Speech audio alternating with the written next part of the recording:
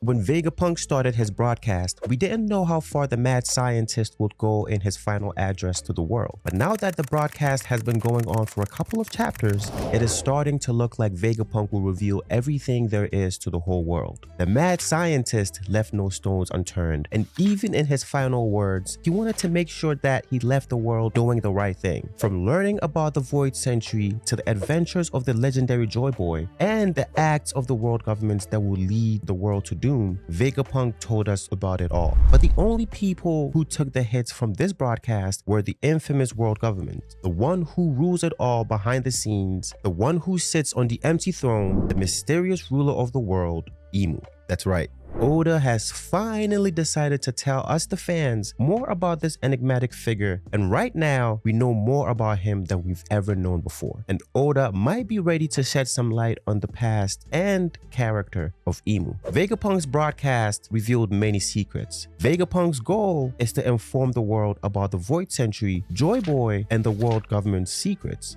This has brought IMU into the spotlight. In recent chapters, IMU has started to make multiple appearances. At first, it looked like these appearances weren't going to be that important. But in the last chapter, Oda went and finally revealed a sliver of story about the mysterious ruler of the world. The broadcast continued just like it did in the previous chapter, but now IMU made an appearance and the ruler of the world was looking at the portrait of a woman. And what do you know? She looks a lot like the former member of the Straw Hat Crew and the Princess of Alabasta, Neferatari Vivi. Fam, which means that IMU might have been looking at the portrait of one of Vivi's ancestors. And who is that, you might ask? Well, the Queen of Alabasta, way back from the Void Century, Neferatari Lili, of course. But why exactly is Queen Lili someone who makes IMU's blood boil? And how does Vivi tie into all of this? After all, Vivi wasn't the one who spread the Poneglyphs around the world. That was Queen Lili. So let's take a look at why Vivi is so important and just what Queen Lili did to earn the ire of the ruler of the world. Let's talk about the relationship between IMU and Queen Lili first to try to understand just what happened between them during the Void Century and how that might make IMU want to get rid of Vivi before she becomes as dangerous as her ancestor. For one, we already know that Queen Lili was the one who spread the Poneglyphs all around the world. But what we didn't know about this was that she did that on purpose. We still don't know how or what even caused her to do this. I mean, from what we know, wasn't she a part of the allied nations that defeated Joy Boy and the ancient civilization that got destroyed in the Void Century? Alabasta was one of the kingdoms that joined together to get rid of Joy Boy and his nations. So why turn her back on the alliance and go against it?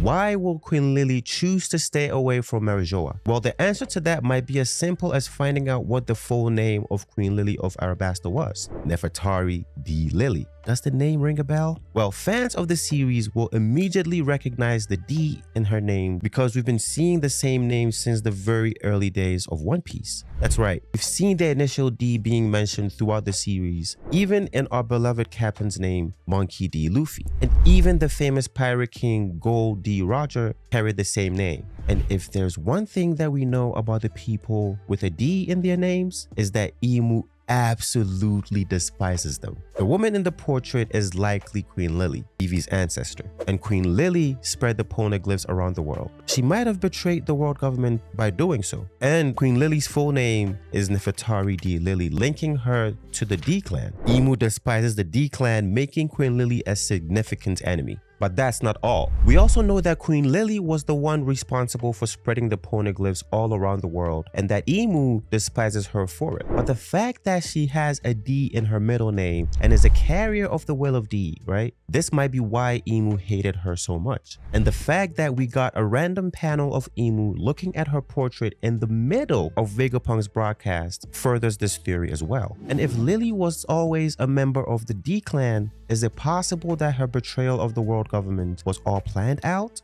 Let's look at the facts for a second and try to figure this out, right? We know that the members of the D clan who create chaos in the world and are messing with IMU. And while Imu also disliked the Neferatari family because of Queen Lili's actions, when he later found out that she too carried the initial D in her name, he straight up went crazy and wanted to kill King Cobra. All this because of the initial D? Could it be that Queen Lili hid her full name from the ruler of the world and then betrayed him? Knew during the Void Century that Queen Lili was one of the people with the initial D in their name. There is no way he would have worked with her, since the people with the D in their name were ancient enemies of Imu.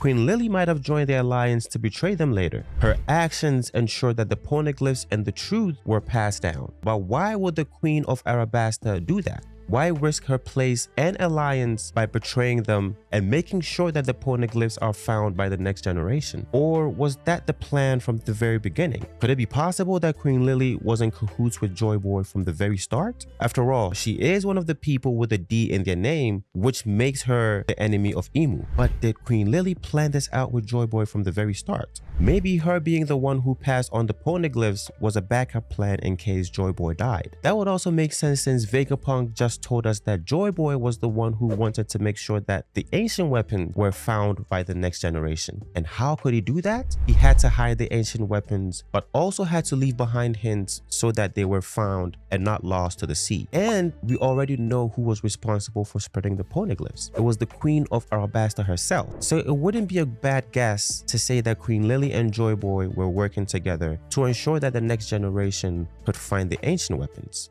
But why they wanted the next generation to also possess these weapons of mass destruction is something we don't know yet. There's no way to tell who was on the good side of the conflict all those years ago. So now we know why Imu might have hated Queen Lili. After all, joining their greatest enemy's side isn't really something that Imu is going to forgive or forget. Vivi is connected to Queen Lili and might uncover the truth about the D clan, and Vivi's bond with Luffy mirrors Queen Lili's potential alliance with Joy Boy. Vivi might play a crucial role in discovering and revealing the truth. But where does Vivi come in all of this? I mean, I get why Imu would hate Queen Lili for what she did, but why hate on someone who knows nothing about that? Why does he hate Vivi so much as he hates Luffy and Blackbeard? Is it just because she might also be a part of the infamous D clan, or is there something else that Imu is afraid of? For one, I know for a fact that I'm not the only one who immediately saw the parallels between Joy Boy and Queen Lili teaming up and Vivi joining the Straw Hats and becoming fast friends with their beloved captain.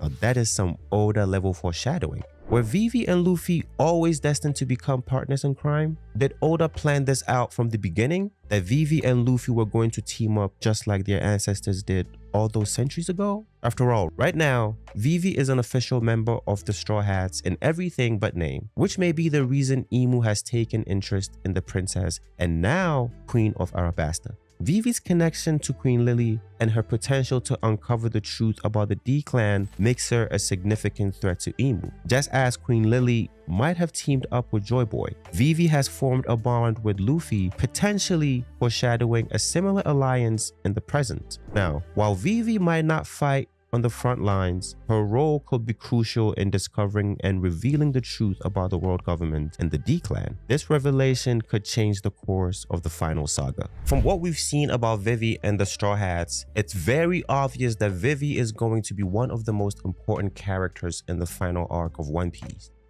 Just how? Now I know that she's now the Queen of Alabasta, but she has no special abilities from what we've seen. So just how could she become an integral part of the story while she doesn't have anything special about her? Now, here is where it gets interesting. It could be possible that Vivi is going to be the one who learns the truth about her lineage. That's right, Vivi could be the one who discovers the truth and reality of the D clan, and that would make her a royal who is also part of a D clan, and as such, the biggest enemy of the world government in Imu. This could be the very reason Imu is suddenly interested in Vivi and wants to get her before she realizes the truth about her history and lineage. If Vivi learns about the meaning behind the initial D, She could also learn about the truth about the world in the process, which would also make her the biggest enemy of IMU and the world government. Now, while the Straw Hats would be messing up IMU's plans unknowingly and without knowing the truth, it could be possible that Queen of Alabasta will be the one who actually figures out the truth about the world and tells everyone. And with Vegapunk paving the way with his broadcast and his final words, it could be possible that Vivi now starts searching for the truth herself. Because honestly, I don't really see Vivi fighting on the front lines of the war between IMU and the Straw Hats. I mean, even Luffy in his Gear 5th is having problems holding his own against the Gorosei. And IMU is supposed to be even stronger than all 5 of the Gorosei,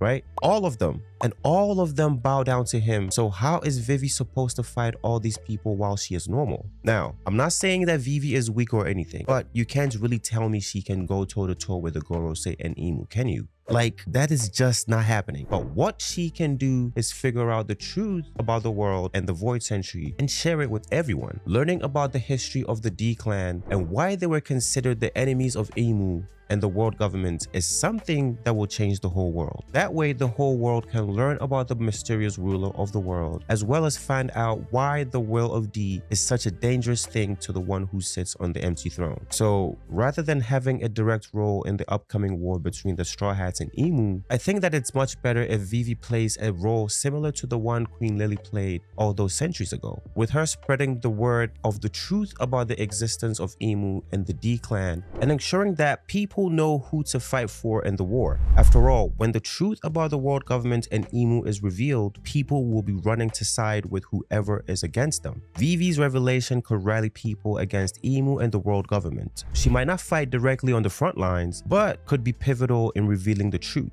This revelation could change the course of the final saga. Now, what role do you think Vivi will have in the upcoming final saga of One Piece? Will she uncover the secrets of her lineage and the D-Clan? Could she become a key figure in rallying people against IMU and the world government? Do you believe she will work behind the scenes like her ancestor, or take a more active role alongside the Straw Hats on the front lines? We'll have to wait and see what Oda has in store for Vivi's character. Before I leave, if you enjoyed this video, kindly like, comment, subscribe, and join the family, okay? Until the next one, setting sail and signing out. Love you guys. Peace.